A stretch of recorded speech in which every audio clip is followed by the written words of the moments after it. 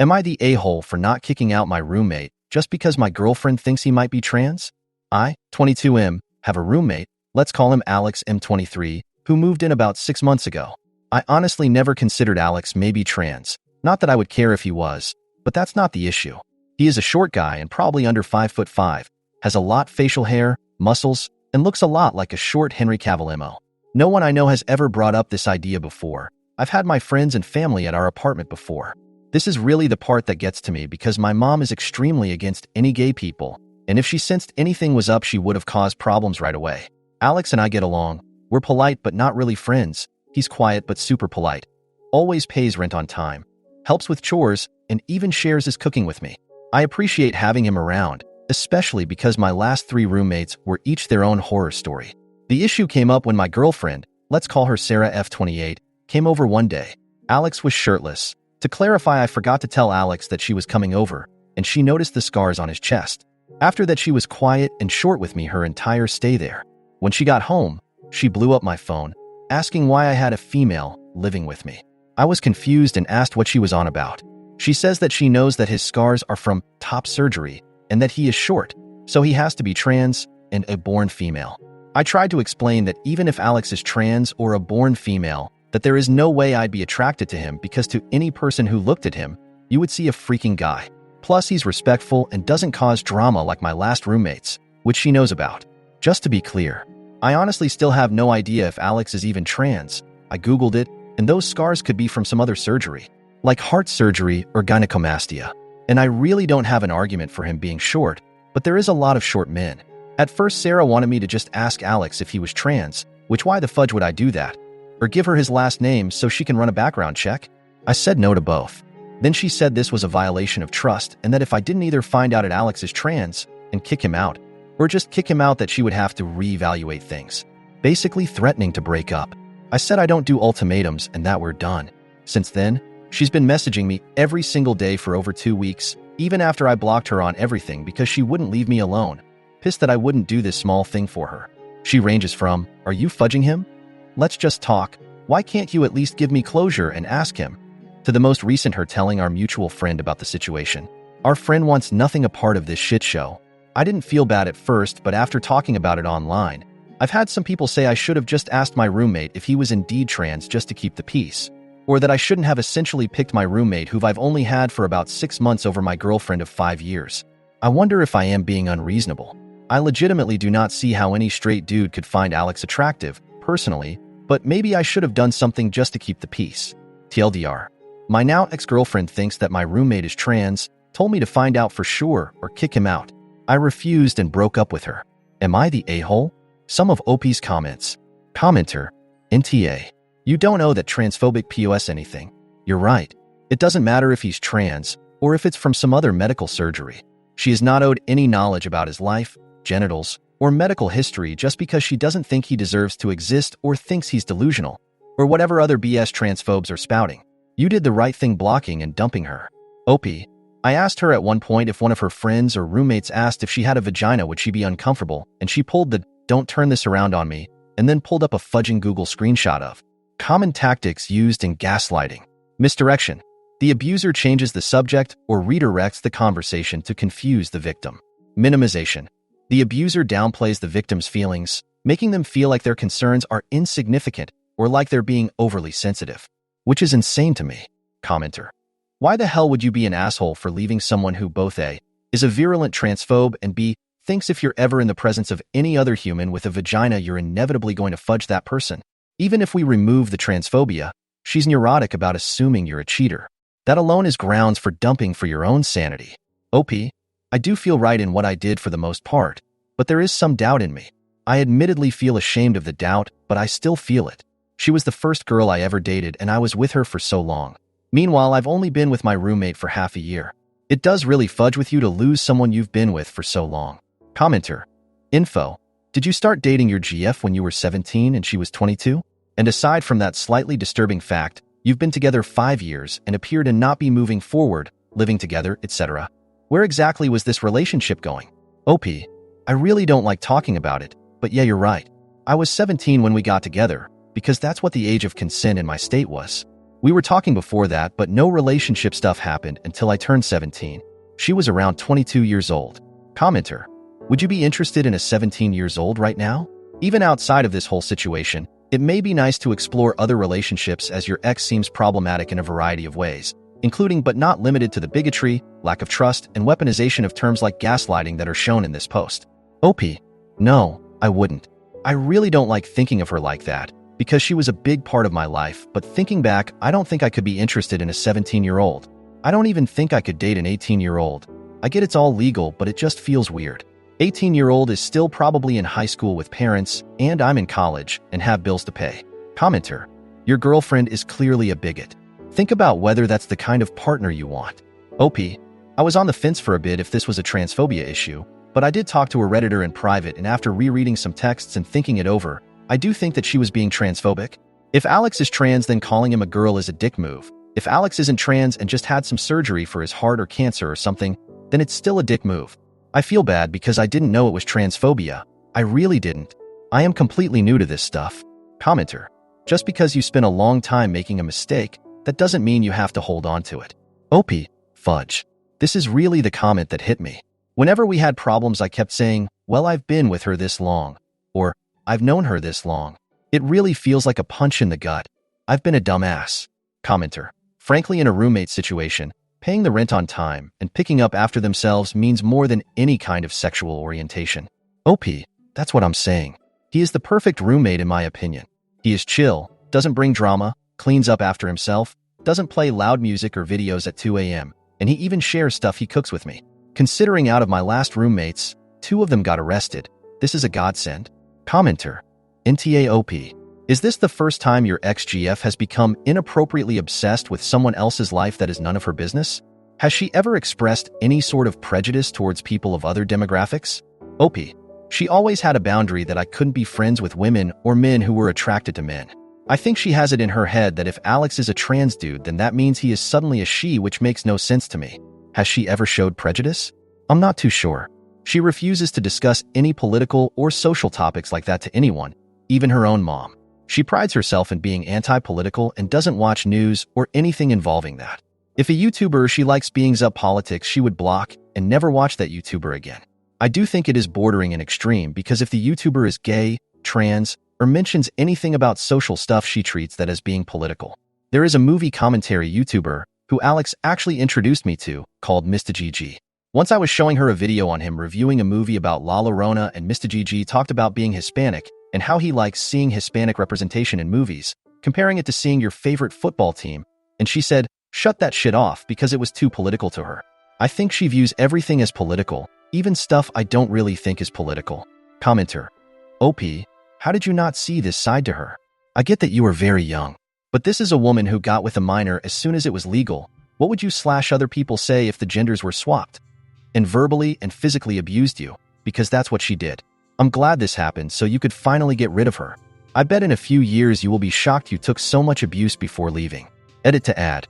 I guess this comment came out wrong. I don't actually think OP is to blame. That's not what I wanted to convey. OP was definitely naive to think this behavior is out of character for EX, but she is an abusive POS who likely groomed him. OP. This isn't me justifying it. I'm just explaining my side here. Any part of me that thought it was weird when I was younger got dismissed by everyone else around me. My mom got with a guy twice her age when she was 16. Had me, guy got arrested for something else, and raised me on her own. She started joking about me and my ex being a cute couple and getting married since we were kids. Even when I was 12 and 13, she made jokes about sneaking me into her prom. My ex's mom also encouraged it because her and my mom are best friends. I thought this was normal. I thought her losing her temper and raising hands was normal. I thought her insulting me wasn't her but the anger talking. If you have everyone around you telling something is okay, even if it isn't, it really does fudge with you. She is also literally the only woman I've been with, and I haven't even been friends with a woman for a long time because that made her uncomfortable. I get I was dumb, but try to see my side here. Edit. Same day, same post. Edit. To answer some questions. Did you break up with her? Yes. During the text conversation we broke up. I always told her I had one rule, that I don't do ultimatums. If she were to say, choose X or me, that I would leave. I put up with a lot of shit verbal and physical, but I don't put up with that kind of BS. Ages? I was 17, and she was 22, 23 when we got together. It's been a long time, so I'd have to look back to make sure.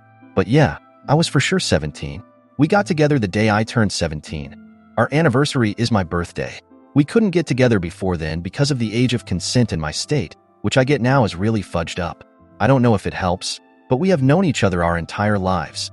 My mom is her mom's best friend. When my mom worked, I would go over to Sarah's mom's house so I wasn't alone. We started talking and flirting when I was about 15 or 16, but didn't cross any physical lines until I turned 17 because I didn't want her to get arrested. I get that sounds bad. I really do. But at the time I didn't see it as bad. Just in case it is asked, our moms encouraged it. Why would you want to be with someone like that? I really don't. I didn't realize it was transphobia until some people here talked to me about it. I thought it was just her being jealous. But I get how fudged up it is now. Please understand I live in the Bible Belt. I didn't even know trans people existed until I was 16. My personal thoughts is that I don't see a problem with people being trans and transitioning. I think at the end of the day it isn't my business. Is Alex trans? I have no clue. He could be, but he could have also had breast cancer, gyno, heart, lung, or any kind of other surgery. I used a photo from Google/Reddit because this whole time I personally thought he had gyno or something. But it's not my business. Is Alex safe? I'll talk to him when I get home and then talk to my landlord. I will change my gate code and also have her removed from the allowed guest list and also ask my landlord to not let her in personally.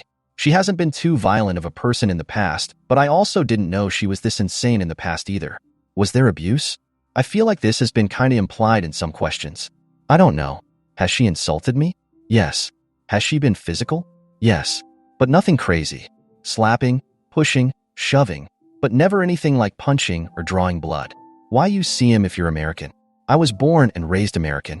However, I got a couple of friends who use metric from college, and after sharing a group chat with them for so long, the habit has stuck. If anyone cares, we're in automotive engineering. Why didn't you ask Alex about his scars? I have a few reasons. I personally wouldn't like it if someone asked me. Second, my mom has scars all around her body for different reasons and gets livid if you ask her about them. Third, probably the one that confuses people the most, I didn't really care enough to ask. I was curious, but not I just thought, and then went on with my business. Comments. Opie responds to a longer comment. Opie, do you think that a man slapping, pushing, shoving, but not punching or drawing blood from his girlfriend is okay? Would you consider doing this to your girlfriend or any future partner in the future? If you heard your female friend doing this to her boyfriend or your male friend doing this to his girlfriend, would you be fine with it? It's less that I don't think women can be abusers and more like I felt this was a normal way for someone to convey being upset, or what I am slowly realizing. I do think I deserved it. If any of my friends, male or female, told me their partner was hitting them, I would tell them to leave and not put up with it. I think there is some party of me that believes that I did deserve it, and I recognize that isn't healthy. So I am going to get help. Commenter. The moms encouraged a 17-year-old to date a 22-year-old? WTF is happening? Am I misunderstanding? OP. My mom is one of those people who only thinks it a problem if it's an adult with someone under the age of 13. My biological father got my mom pregnant with me when she was 15/16. He was more than double her age. I don't know if that experience warped her perception of reality or what. She has been through a lot, and I recognize that. But fudge. Not to rant, but she is the textbook definition of continuing the cycle. Small update, same post, next day. I talked to Alex. I got advice saying to be upfront and tell him what's up completely, hide the trans part, and that I just shouldn't tell him. I don't know if this was the right thing, but I just told him, because once I was face to face with him, I couldn't really help but do it. To clarify, I did not ask him about his scars or mention that specifically. I said my ex-girlfriend was under the impression he was a trans person, made sure to say I didn't care if he was or wasn't, and that I broke things off, changed the gate codes, put her on the do not let in list, all that drama. Before even saying anything, he asked if I was okay. Like I said, he is a chill dude. He also not so subtly asked the same questions that a lot of comments asked, essentially if I was in an abusive situation. I told him I don't know, but whatever kind of situation it was, it's over. The thing that really kind of fudged with me is that he called me his best friend. I regret not saying we were close in other comments. I realize now we have different definitions of close because he is introverted and I'm not. We talked about irrelevant stuff for a while, and then the question came up, would you care if I was trans? To summarize things, yes, Alex is transmasc. He had top surgery when he was 19 and has been on hormones since he was 18. He even has a tattoo with the date he started testosterone. While the idea that he could have been a dude with gyno, cancer, or something else is completely reasonable. It just happens that Alex is trans. And I don't care about that. Alex is Alex. I did show him the post and got permission to update things. I would not have otherwise. He is also roaming this post somewhere, but probably won't comment. Notes: Alex is going to help me out with finding some low-cost or pay-scale therapy because he personally hasn't heard good things about the college's therapy services. Like everyone else has said, yes, it was abuse. I see that. I will also hold higher standards for myself in the future. Alex sent me the information for the therapist he sees, and I'll contact them in the morning. The landlord knows there is a domestic incident, and I trust him when it comes to making sure my ex doesn't show up. The do not allow list was made in mind for this reason. I am not ready to talk to my mom about this, but I hope with some therapy and time I will be. She knows something is going on, but she believes this is a break and not a breakup. Sorry if this sounds like rambling. It is. This has been a rough couple of weeks. My brain is fried and I'm tired. Keep in mind, I'm still a full-time student during this. I also have to keep my grades up for my grants, scholarships, government aid, etc. I do read all comments, even the not-so-good ones. I will try to respond more before I sleep tonight, but just know even if I don't reply, I have read it. I appreciate all the advice, kicks in the rear, and the sympathy. A side note, I have seen a lot of trans people comment on this post, and I have had a few reach out to me in private. I am thankful for your comments as well. It has brought to my attention how tough things are out there because I honestly felt what I did was the bare minimum and not worthy of praise because it should just be expected. But I see that it is being praised for how low of a bar there is when it comes to human decency towards you. And I'm sorry for that and hope things get better. TLDR, girlfriend of 5 years wanted me to kick out my chill roommate of 6 months because he is trans, which apparently means I'll sleep with him. Broke up with her, kept the roommate. Some of OP's comments. Commenter, NTA, you have a good roommate. Trans or not, they are impossible to find. Your GF was the 1W issues. Get a restraining order? OP. This morning I did respond to one of her messages with essentially and further communication will be used as evidence for a restraining order.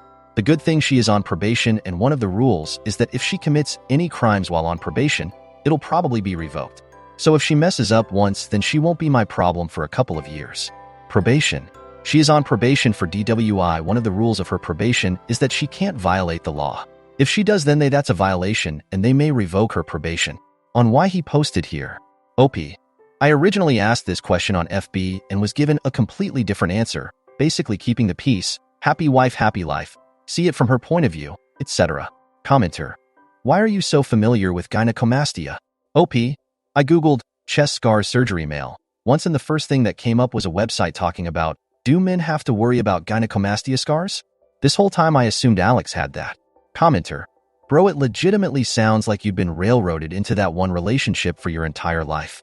The fact that you're going to be able to establish any standards is going to be a big step up. Therapy is definitely going to be important for that, and it's good you're seeking it out already. OP. For real. The minute my pregnant mom found out I would be a boy, she immediately joked to Sarah's mom that this was perfect because then I could date Sarah, and then our moms could be actual sisters or something. Couples Halloween costumes. My mom coming up with plans to sneak me into Sarah's prom. It's a good thing Sarah can't have kids because my mom wouldn't stop about grandkid ideas until that was found out. Update. Same post. Next day, 2 days from OG post. Official update. I talked to the therapist Alex recommended. Normally I would be on the wait list until January. But due to the situation, the therapist referred me to one of his associates, and I'll be seen as early as next week. I also was recommended to attend a domestic violence support group that gathers once a month. I was originally not going to go because the idea was uncomfortable as fudge, but Alex said he'll go with me, so at least I'll know someone there, and we can leave if it's too weird for me. My mom is aware of the breakup. She is not too happy. I did not mention the trans part. I said that Sarah was being controlling, and I didn't want to put up with it anymore. Got the usual. That's a normal part of any relationship, comments, but I stood my ground. My mom seems to be under the same delusion as Sarah that this is a small argument or something, and we will get back together. But that is absolutely no happening. I don't really talk to Sarah's mom, so I don't know her thoughts on the matter. The landlord is aware of the situation and will not let Sarah in, should she try to show up. If you don't have the gate code, you have to go to the main office and the employee, landlord's son, will buzz the person in if they are on your accepted people list or call the tenant and ask if they aren't on the list. If the individual is on the do not let in list, especially if it involves a criminal matter, they will be asked to leave. If they don't leave, then it becomes trespassing. I know this sounds like a lot, but the security is why a lot of people live here. Notes after reading some comments. I am sorry for trivializing my abuse. It still feels weird to say abuse, but I do know that it is abuse. Slapping, pushing, and shoving is physical abuse, and if another person came up and told me their partner was doing that, I would call it abuse. It's not that I don't think women can be abusive, but as I said in one of the comments, I don't view it as abuse when it's towards me. This is probably due to being abused by my mom, which I am going to get help for. For reference, when I mention my mom's abuse, it's why I'm low contact with her. The reason why I was extremely underweight as a kid is because she just straight up didn't feed me a lot of the time. CPS got called a lot, but never did anything. They also didn't take any claims by my teachers that I was being abused as creditable because there were no marks or bruises, which has warped my view on abuse.